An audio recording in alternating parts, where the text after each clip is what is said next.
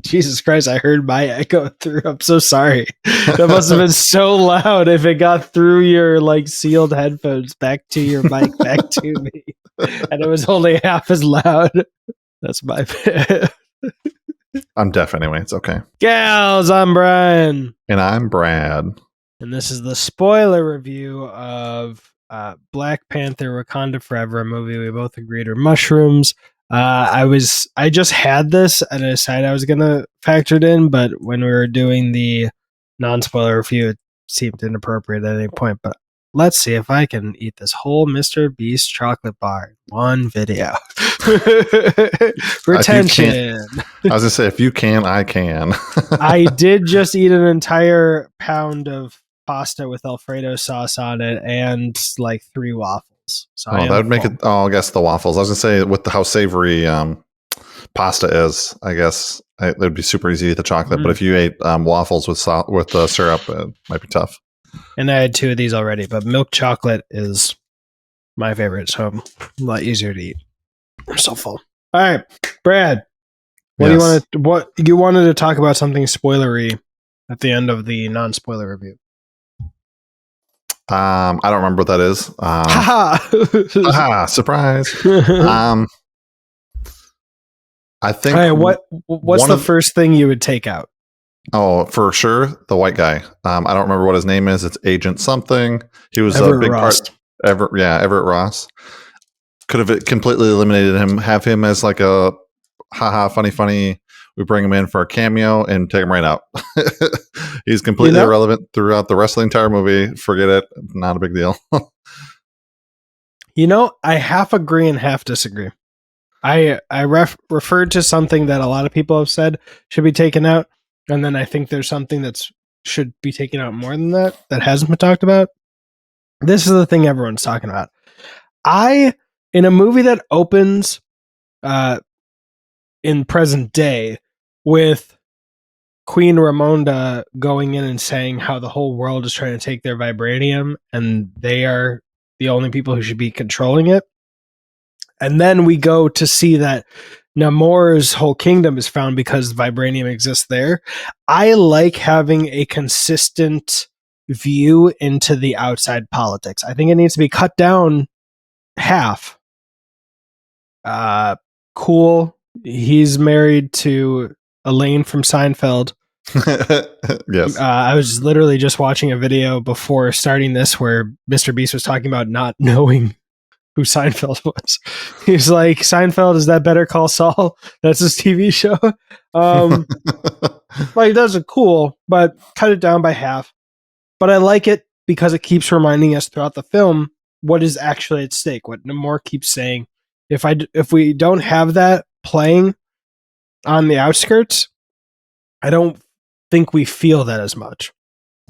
We definitely need the outside tension for this movie to really, really grab hold, really to affect everything, and really pull it into the rest of the MCU.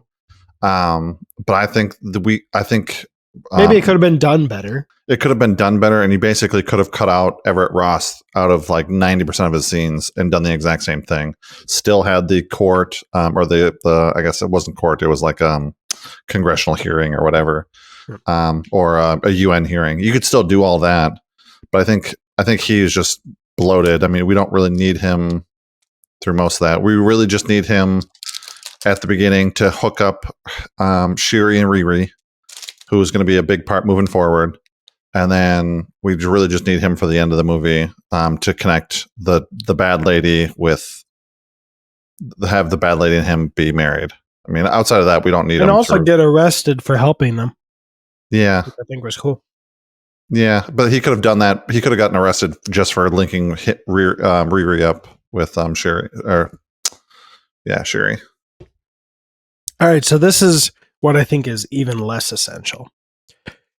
Everything from like just everything.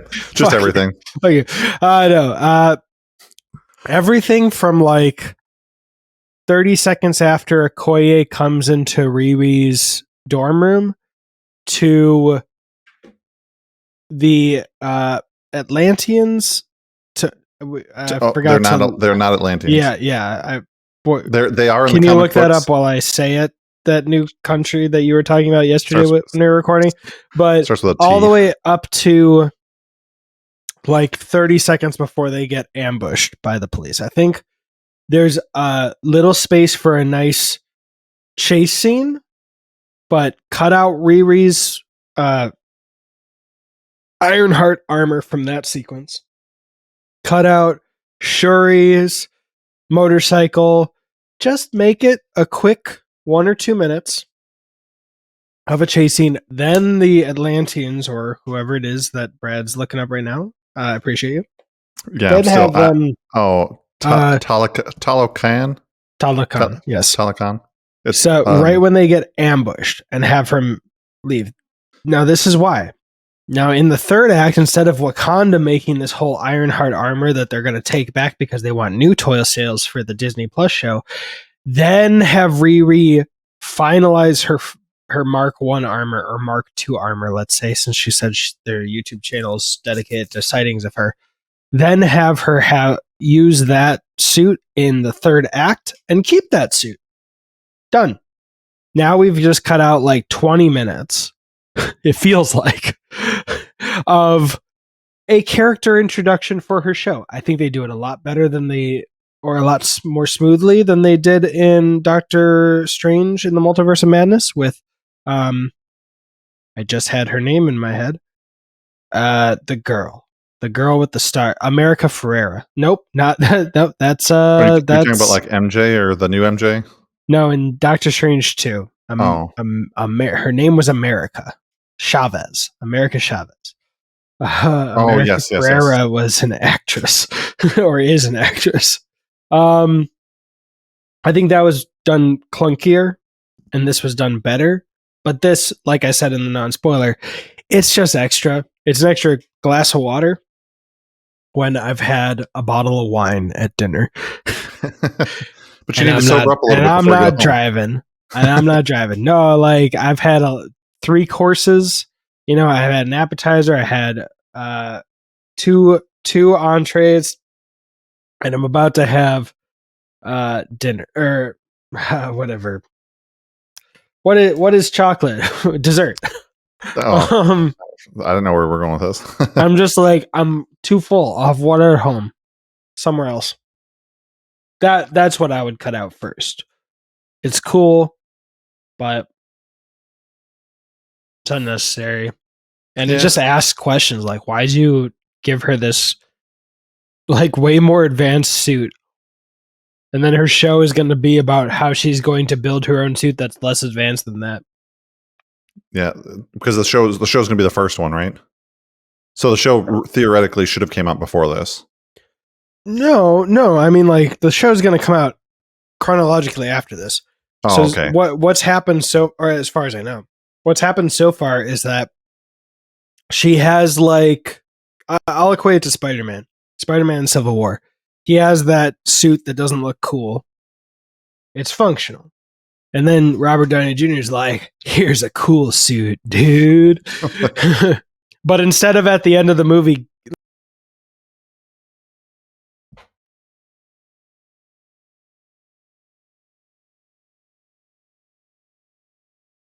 I have no idea what just happened. Do you hear me? Yeah. Okay. So he takes it away for like 20 minutes in that film, but imagine at the end if he didn't give it to him. Give it back. If he didn't take it away for a good reason, he was just like, but like I paid for it, so it's technically mine. I'm taking it back. Just be like, oh, okay. So fun fact about all this is Riri goes to MIT. Do you know who else is currently at MIT? During the same time. Hawkeye? Nope.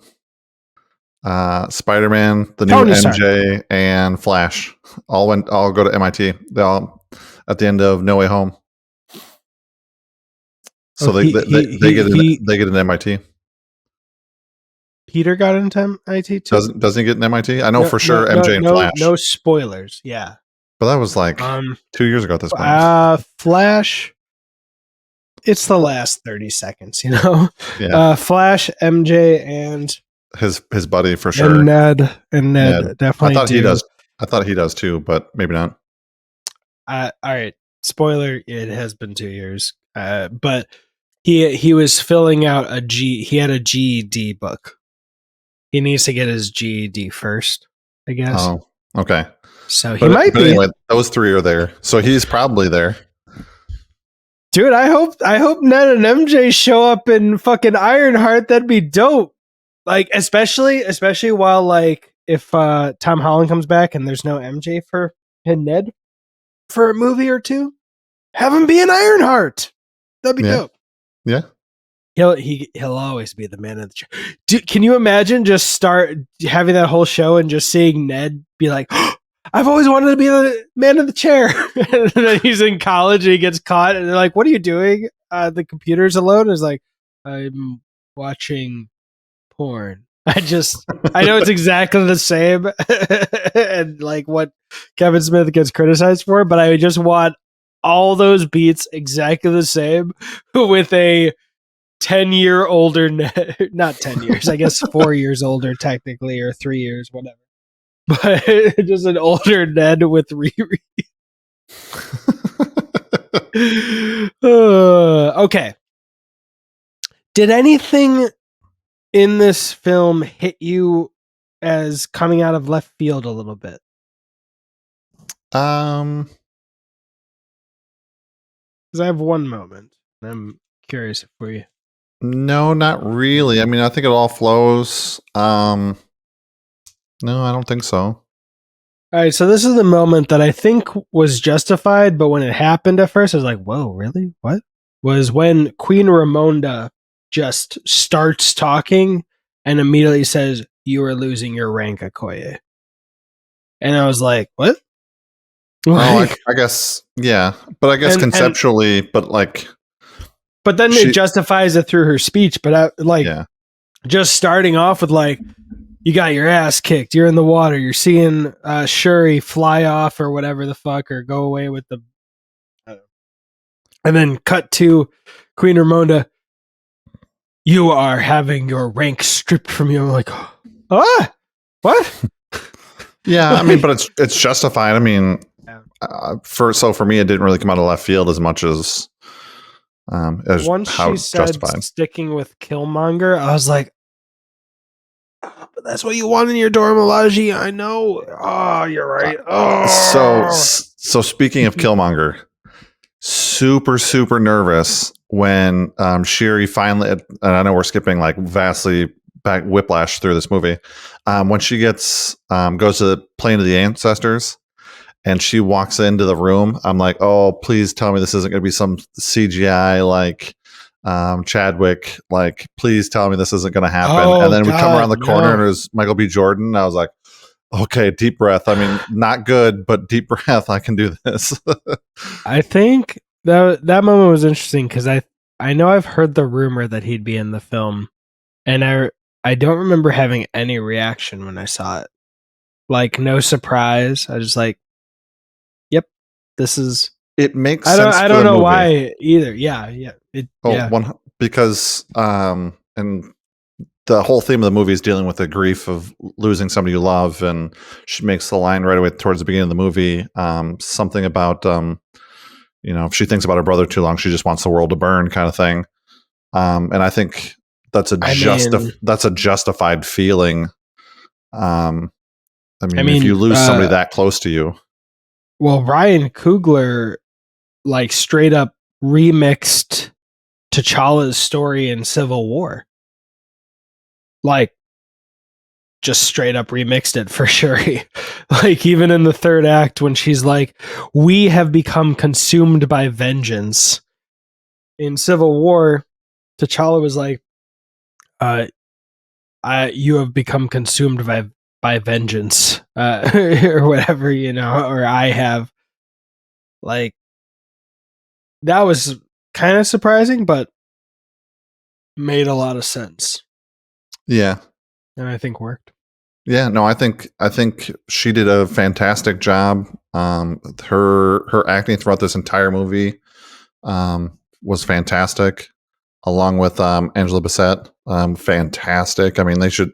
I assume they're going to win plenty of awards to justify these statements, but maybe just, her acting on Twitter is not as good. not as good. Her actor in this movie, fantastic. Letitia Wright retweeting some weird shit. But yeah, Winston Duke. Oh, that was Quarta. That was so funny. The Winston Duke coming in with a carrot was hilarious. Because honestly, I remembered that when, like, I was seeing him biting into a carrot. I'm like, why is he biting into a carrot? And it clicked. I was like, I'm going to feed you to my children. Pumpkin, we are vegetarian. I had to. It sounds weird since it was in IMAX both times, but I had to pixel peep at that carrot because I swear the first time I was convinced he was eating a Twizzler. But I was like, no, it can't be. Like, I know Okoye was talking in Infinity War about getting a Starbucks. And I know I'm doing horrible imitations. But I was like, oh, Twizzler, that's funny. But then I heard that of him biting it once, and I was like, oh, wait, what? And I wasn't able to clear it up the first time. So the second time, I was just the whole time like, is that a chocolate bar? Is that a carrot? So also I don't want to say bad guy, but like, I don't remember what his name is off the top of my head. Wasn't in this movie either. No, the bad guy from the first one. Well, he's dead. Yeah, fed into. No, he's in prison. He didn't die. I'm talking about the guy that's Claw. part of the clans. No, not Claw. He's a part of the clans. He was part of the border tribe or whatever. Husband. Yeah. Yeah. Yeah. So I'm surprised he didn't show up in this movie at all. Oh, I wasn't. I wasn't expecting him. I mean, like, what could he do? Yeah. And why would Sherry want to talk to him? So, that was the most powerful moment in the first film. I'll say that. Would you kill me, my love, for Wakanda? Without question. Woo! Goddamn. Woo! Put that shit on a t-shirt. I think the actor that played Namor was fantastic. I liked his motivation throughout this whole movie. Basically just trying to protect his people, and people started messing around in his home, so then he had to start defending himself. I really thought that the scenes where Shuri was going down through, she was being basically carried down through in the diver suit that the person died in, because that's probably how he got that diver suit. Yeah, I forgot about that. It's probably how he got the suit, because they don't need it. I mean, they've got their water masks and stuff, and so I thought that was really well done. I thought that looked gorgeous going through. I don't know if they teamed up with what's his name from Avatar 2 and start peeping some information on how to do the underwater stuff, but it looked fantastic. He'd rather kill Kevin Feige. And then they go into the secret chamber, so that way he can start painting on the walls. Yeah, that was another thing. Like okay, so the two moments that I think are really interesting that I find parallel between this and Batman v Superman are the Martha moment. And if you remember from the non-spoiler, I said not the Martha moment, but in that sense, I was saying not delivered in a way that could be really argued about whether it was silly or not. In this one, we've both been consumed by vengeance. Let us not let our people be consumed by it as well, or whatever she said. That felt like the stop fighting moment in Batman v Superman. The difference being we didn't have 20 more moments of a roided out Gollum destroying some abandoned buildings and then killing Superman. I didn't have a funny joke for that. And then the other moment was when Namor was telling Shuri his birth story and the origin story of his people, and that felt a lot like the nightmare sequence in Batman v Superman, as in when Batman has a dream. And for 15 minutes we see the future. And that, well, we see it a couple times because we see it in Batman v Superman. We also see it in Justice League, at least the new one. I've never watched the original Justice League. I've only watched the. Yeah, don't. You're doing yourself a favor. I mean, I think those scenes are not in the original one, correct? Yeah, no, they were reshot, or they were added for the Zack Snyder cut. But like, and it also reminded me a lot of Man of Steel when Daddy-O, Mr. Russell, the gladiator guy, was Kurt. No, not Kurt Russell. Russell Crowe. Crowe. There you go. Russell Crowe. Yep. Was telling Henry Cavill's Superman the origin of Krypton. It was just like a long kind of expository sequence, but it really worked in this film, and I think it worked better in Man of Steel. Because the less I say about Batman and Superman, the better for people yelling at me. Yeah. Well, I would say in Man of Steel it worked out really well because it was intercut with them trying to escape, and like the whole reasoning of the exposition was, one, to catch us up, and two, they were trying to escape the bad guy, Zod. There you go. I was gonna say, you have rewatched these recently. Yeah. So yeah, I mean, I like DC. I think I like the darker take they take on things. So I like DC. And I'm not even being sarcastic. Like the Suicide Squad. Yes, they take a very dark and sadistic turn at things. And if anyone's like, "What the fuck are you talking about? Batman v Superman is the darkest take." Zack Snyder said that Batman could get raped in prison. I'm just going to say, in the actual films, I don't think there's much that's darker than two machismo guys competing to massacre a whole bunch of innocent freedom fighters. And we're made to laugh before we're horrified. The only way to make that darker is to say that babies were piloting human suits and we killed a bunch of babies. Anyway, Black Panther, Wakanda Forever. Yeah. So I like that they brought Namor basically down to a hero level. Or they brought him to a hero level, like, I'm just doing this to save our people. You know, I'm trying to show you everything so that way you can understand. So that way we can team up together, you know, and just kind of defend ourselves. And then he kind of turns it and basically starts fighting because Wakanda won't team up with them.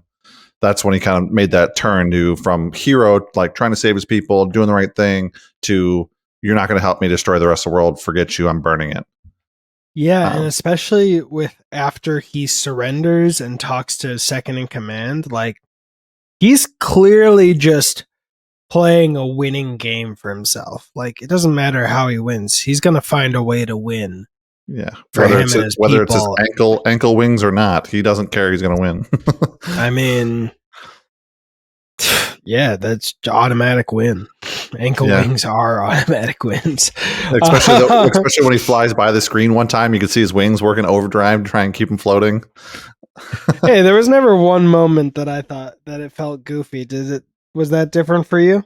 I don't want to say goofy. I just something I noticed. In my mind, it's funny to see his little wings, his little ankle wings, working overtime to keep him flying. But I mean, it's fine. I didn't think it was funny. It was just kind of chuckled to myself, I guess, because I'm immature and silly. Yeah, but we get a couple things from the comics that I know about only because I read the first few volumes of Ta-Nehisi Coates, or he's a reporter or an author who did Black Panther comics for a while, and I don't know if he introduced, but in the comic run, Okoye and two of the I don't know what's going on with my brain. Two of the Dora Milaje, I don't know which characters, get those blue suits. So what are they? The violet something? No, what is it? But something midnight. Yeah. So maybe that was part of the reason why Queen Ramonda, like stripping her of her rank, felt a little unexpected, is because I could guess that they were doing that to achieve the new suits part. Maybe if like I think for me, I just needed them to put a lot more weight on the choice of letting Shuri come to get Riri. Like, really make this a very stressful scene before going on the mission between Queen Ramonda and Okoye.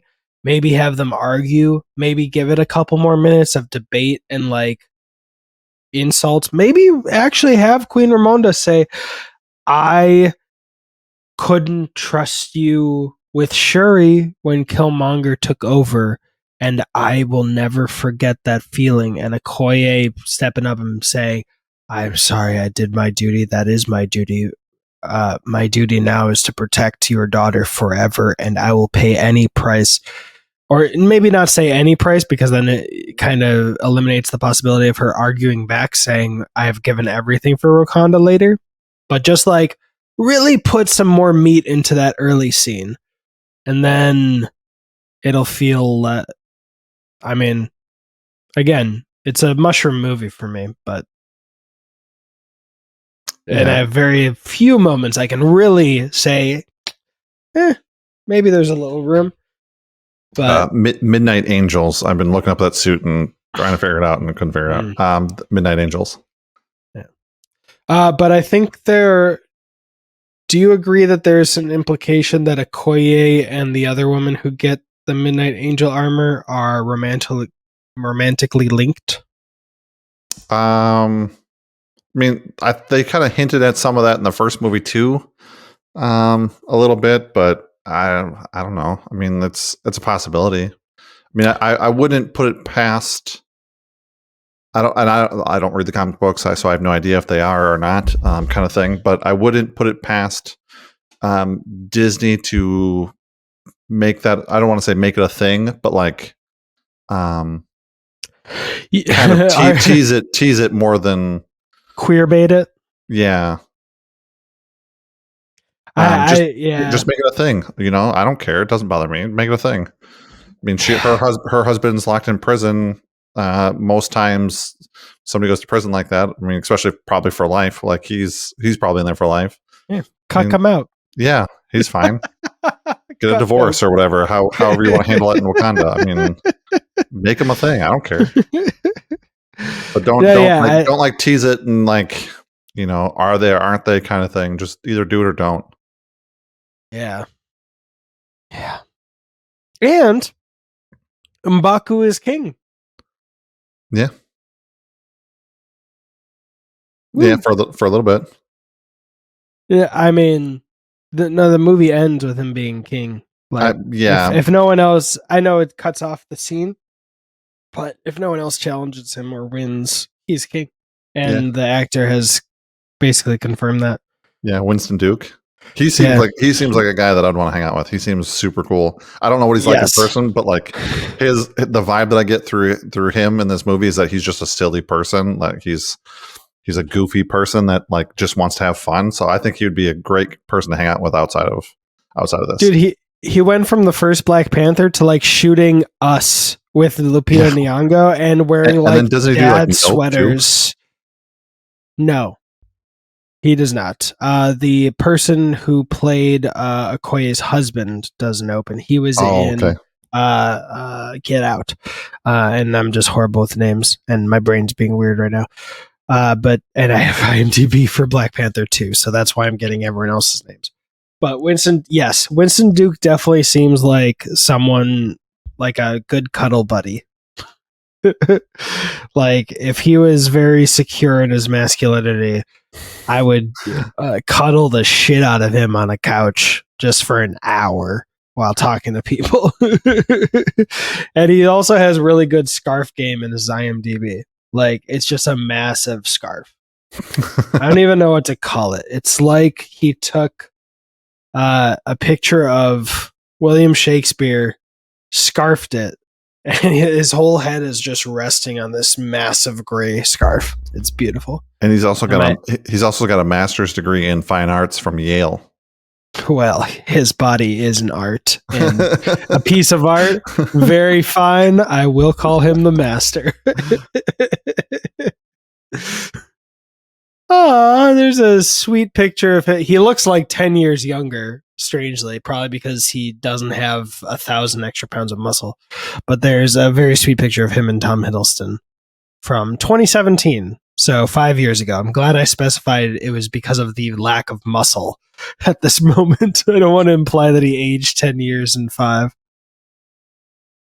Although, yeah, I mean, they do a stressful job, right? And they do a really good job of pulling people from around the world for this movie. Also, you got Trinidad. Daniel Kaluuya. Yeah, he's from Trinidad and Tobago.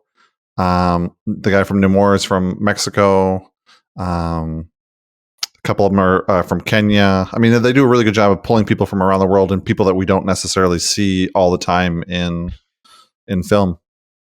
Yeah, and I'll say one of his first lines in the first Black Panther, "Glory to Hanuman," gave me just a whole different meaning when I was watching this Indian film. I don't remember which one. It's a glorious film, but they started like saying "Glory to Hanuman," and I just kept thinking of Winston Duke saying "Glory to Hanuman."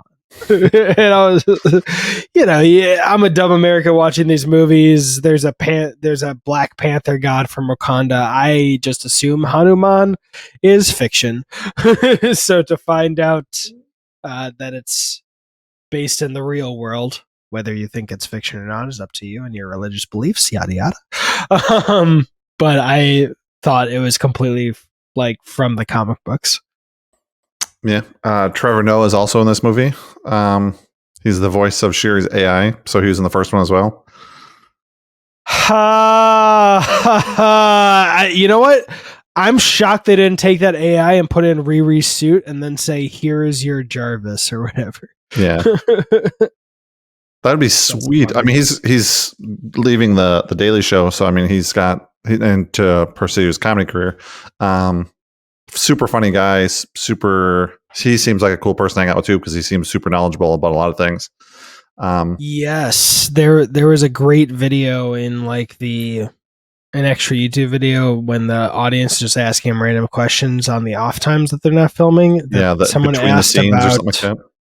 Yeah, someone asked about the difference between reparations, just giving money to everybody, as in reparations for African American people because of the crimes done against them in the past and all those economic the avalanche through time that had as an effect on a group of people, versus doing the Andrew Yang thing and giving everyone money.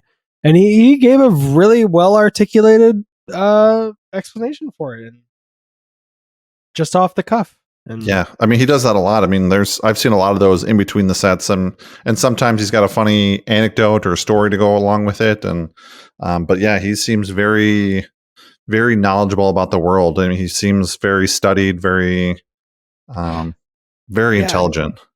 And I like hearing from people, and this will sound weird because Kevin Smith definitely does the thing I'm going to say I prefer less, but I definitely prefer hearing people's or discussions that a Trevor Noah might have versus discussions a Steve Harvey might have.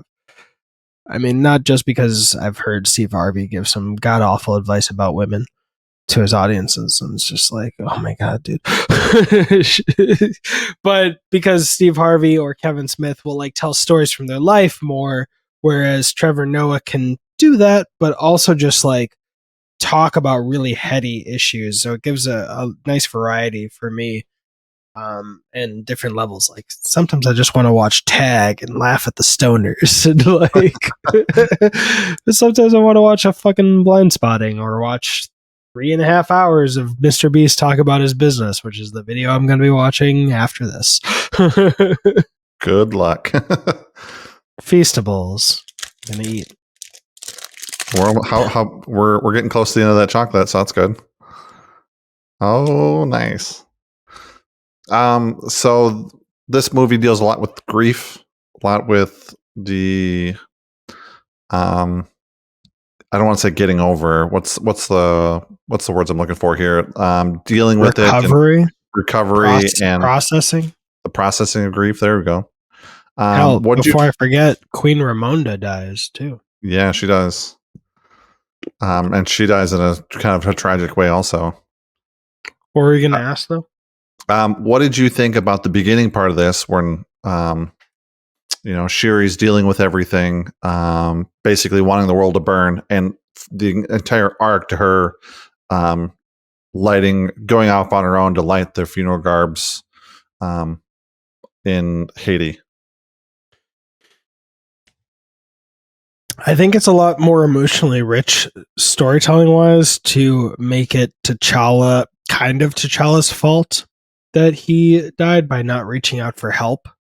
I don't know how much that actually can be interpreted to be disrespectful to Chadwick Boseman, because Chadwick Boseman actually, while he didn't share it publicly, he didn't, he wasn't some anti-vax, religion will save me, medicine is voodoo. He was getting medical treatment.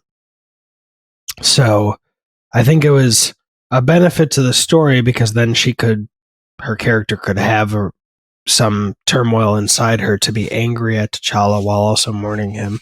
But she was also mad too. Well, she was mad at Killmonger, obviously, for lighting all the herbs, but she's also mad at herself because she couldn't save him. With all the technology she had available, she couldn't make a heart-shaped herb because she was missing a piece. But she eventually does it. Of course, it's a year later in the film, but it's not a primary thing. So if this disease, let's say it took 2 months to kill him in the universe, if he had told her 2 months earlier. Well, it was only a year that he was back because he got blipped. So this was 6 years after everything. So he got blipped for 5. So he was only alive for a year before. So I mean, at most, it could have been a year. So yeah, so we could say a year. Then no matter, a few things. The original plot I've heard of Falcon Winter Soldier was not going to be food shortages, but vaccine shortages for a pandemic. Yeah, and that was changed because the real pandemic. So who knows if, and I really know the pandemic started before Chadwick Boseman passed, right? Yeah, Chadwick Boseman passed in 2018.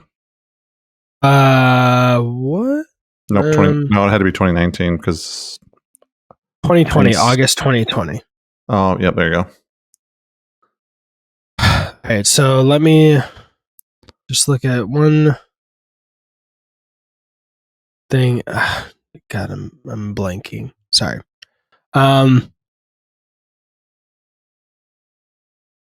Chocolate's supposed to help you think. It's supposed to be it's got antioxidants and everything. All right, so yeah, he definitely passed after the pandemic started. So I can't say that was where he got the idea. Wow,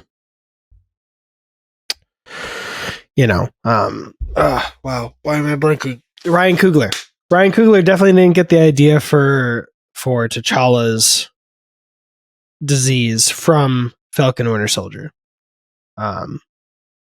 But if we extrapolate and say that it was a year since he came back, then no matter what, if he had the disease right when he got blipped back and they had a whole year, Shuri would have been able to figure out, because we see her succeed at it in a year with it being an absent-minded task.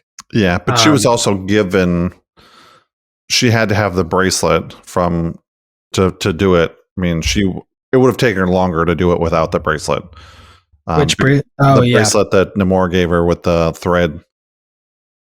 What was the question? Because I think I got lost in the weeds of what I was talking about. What? The opening. The opening and how it got to the end. I mean, did you think that arc was good? Did you were you satisfied with the beginning and satisfied with the conclusion of that arc? I think the arc is good. I think it's clear that it was they did a yoinkin twist from Civil War, so make of that what you will. I think there's not a main character in the film, so it's hard to say. I genuinely don't think there's a main character. It feels like Queen Ramonda is more the main character in the beginning. It feels like Okoye is more the main character in the middle, and it feels like Shuri is more the main character at the end. So, yeah, it works, but the whole film doesn't depend on that arc. That's not the spine, you know? Chadwick Boseman's T'Challa's arc in Civil War was not the spine. But there was a spine. The spine in that was Captain America. And the two closest bones connected to that spine were Iron Man and Bucky. So that had a very solid center. The most consistent character, I guess, is Namor because he's a threat, but really not. Not even. He comes in like 28 minutes, I think. So yeah. Did he come in that early? I mean, that early. It is a 2 hour 40-minute movie, but I think 28 minutes to introduce your villain. I thought it was later. A little late. It might have been later. I might be completely pulling that number out of my butt, and I genuinely can't remember off the top of my head. But yeah, it doesn't feel like to me it felt so much later because they had the intro of everything. They had the place at sea. Yeah, and then I guess that's an intro. Well, you're introducing vibranium as elsewhere outside of Wakanda.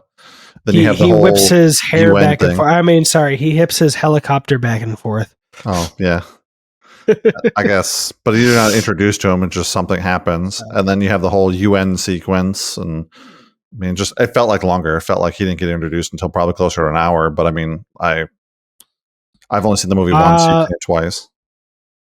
Yeah, I guess I'd have to. I don't remember, but so the arc works, but the movie didn't depend on the arc.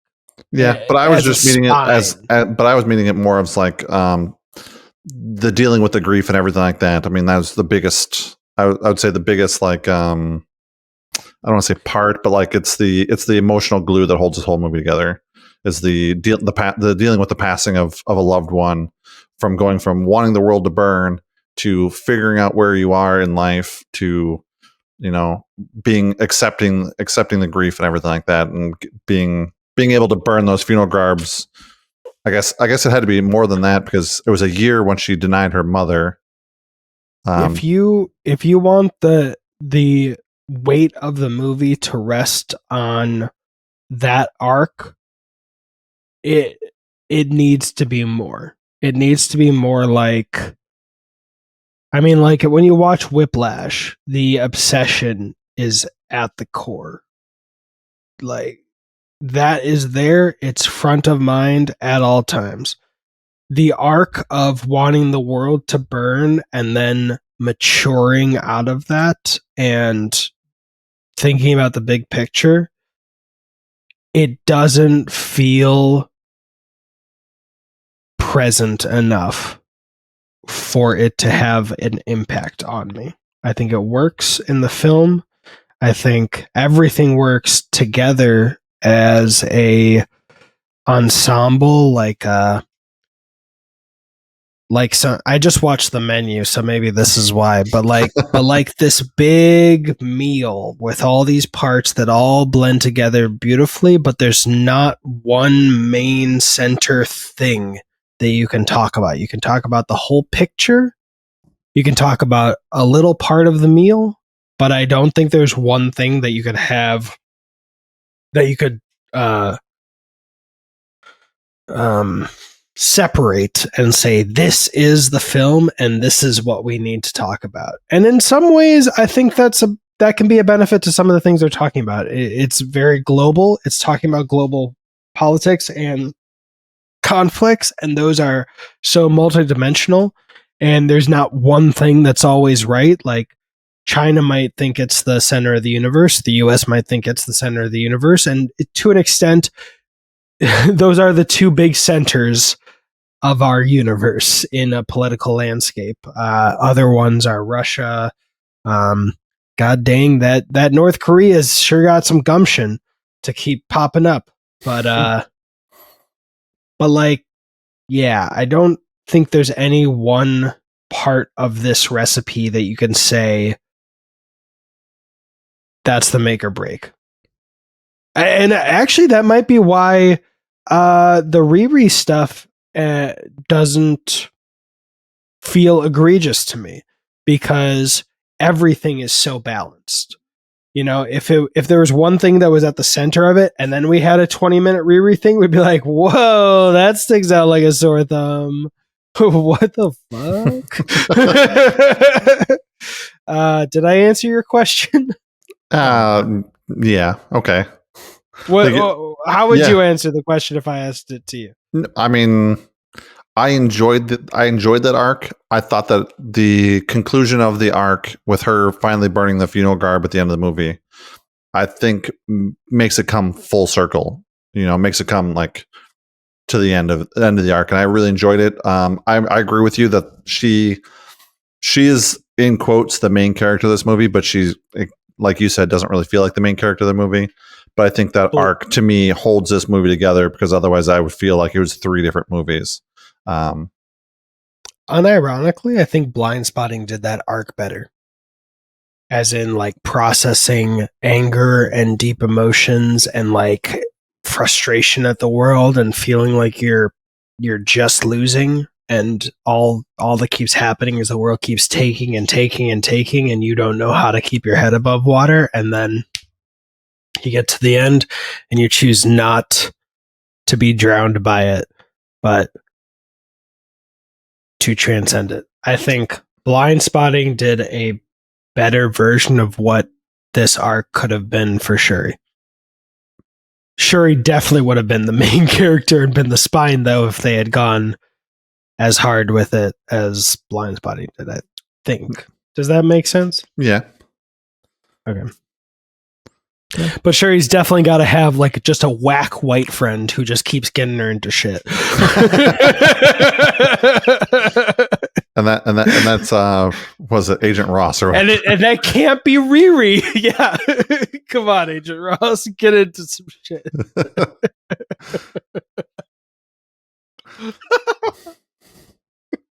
That's terrible. I'm too proud of that. Ow, I just bit my fucking.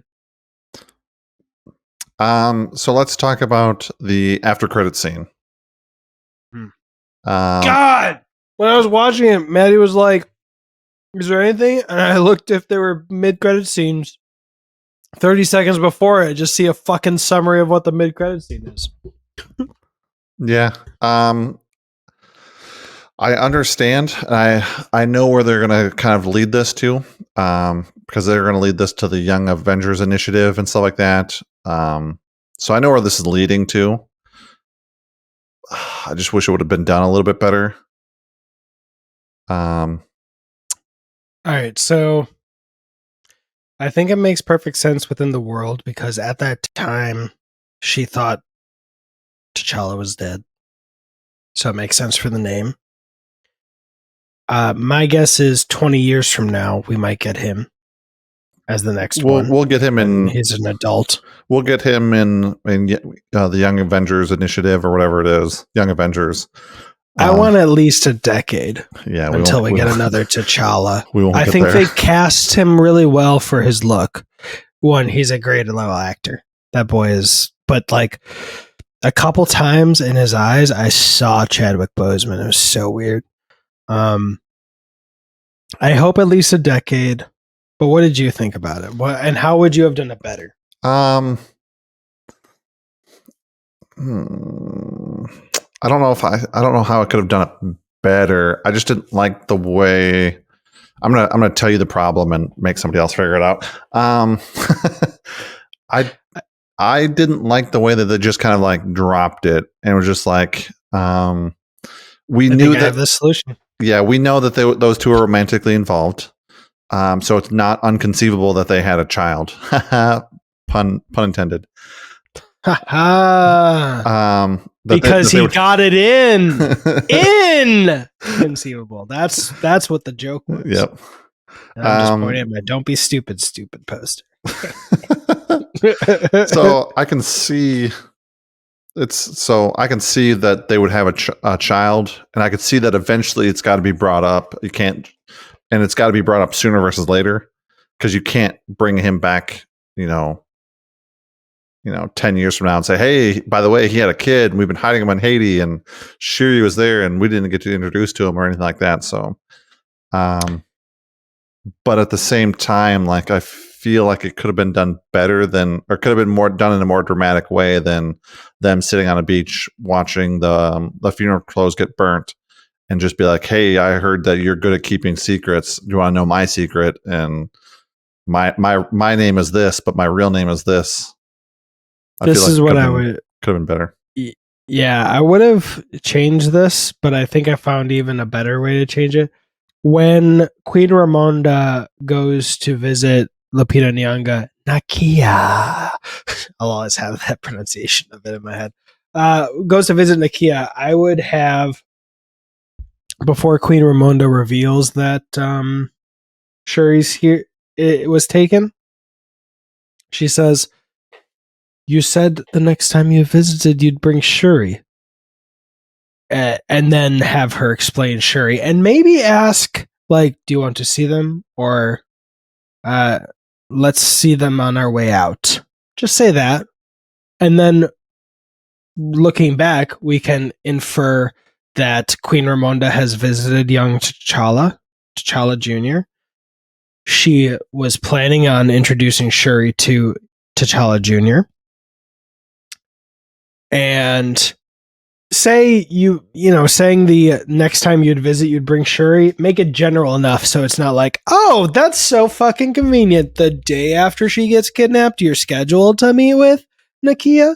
Have that so it's a little general. Then we'll see them on the way out. Who knows what that means? That means little T'Challa. It's vague enough that it's there. We've set that it's in existence, and we can then see, oh, they were being very careful with this because it was a very sensitive subject and they were being very slow, and they weren't hiding it from Shuri. They were just taking it very slow to not put too much on everybody, not be like, yo, he died, and like, but we said after a year we'd tell you about Junior. Then it's kind of like in Blind Spotting in the third act, the main woman uses the soft A N-word, and it's very important to the plot, but you never saw her say it anywhere else, so it's like, oh, that came out of nowhere right when we needed it. Would that have solved anything for you? I mean, I think it would have been better if it didn't. I mean, I think it would have been better. I think just, the way that they kind of dropped it on, so just kind of like, it almost felt like there was like a month before the movie came out and they're like, you know what? We haven't done a mid-credit scene yet.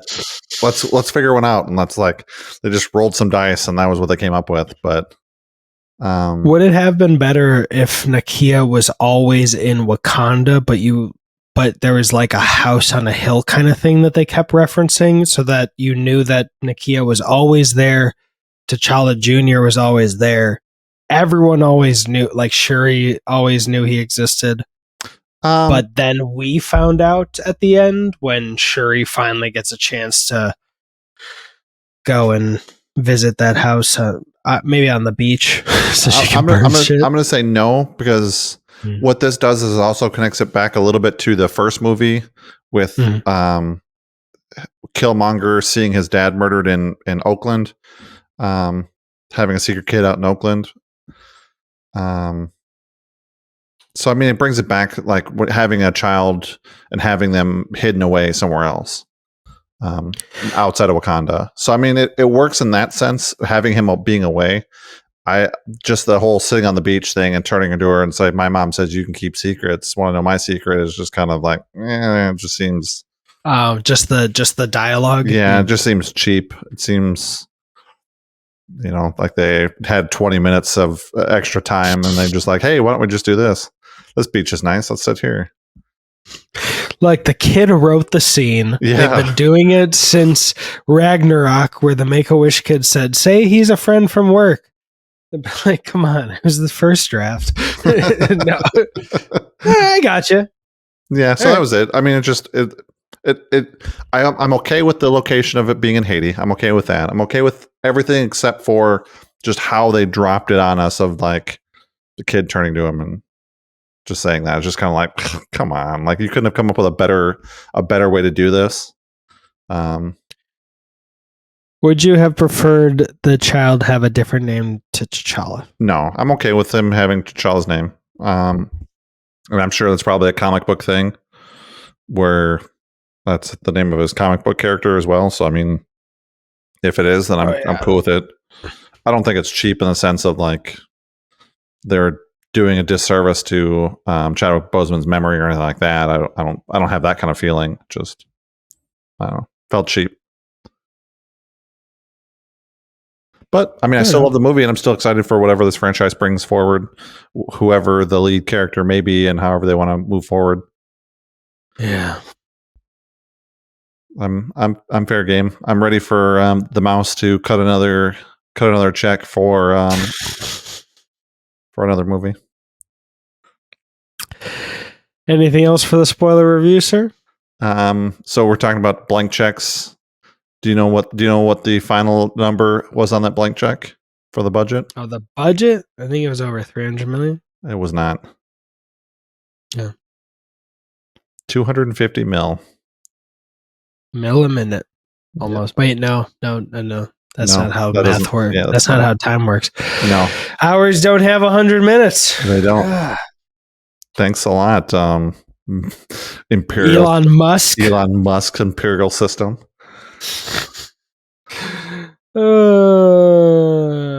That's a weird thing. Who sat down and was like, oh, it's 60 seconds in a minute, 60 minutes in an hour, 24 hours a day. Boom. That's easy to remember. Who thought I've literally made up the fact that they wouldn't do that, so they never have a time that was 666. That they stopped at 6. I've made that up. It sounds convincing. I've convinced many people for a minute before I reveal that I'm a dirty liar. It just seems weird. Well, I mean, truly, if the whole day was 10 hours and 100 minutes a whatever hour, we'd eventually get a 6. Yeah, I mean, the metric system way better than the imperial system. Which one's time? Yeah, time is metric imperial or what? How did we get? No, the imperial system is what we use. It's like 3 countries in the world use the imperial system, and that's us. Yeah. But how does that factor into time? Is time metric or imperial? It feels like the imperial system just because it's stupid. Okay. Well, this movie may be a sad mushroom. Or it may be a mushroom. That I finished the Feastable Bar. And this movie is fucking dope. Because movies are dope. Cue outro song. Boom.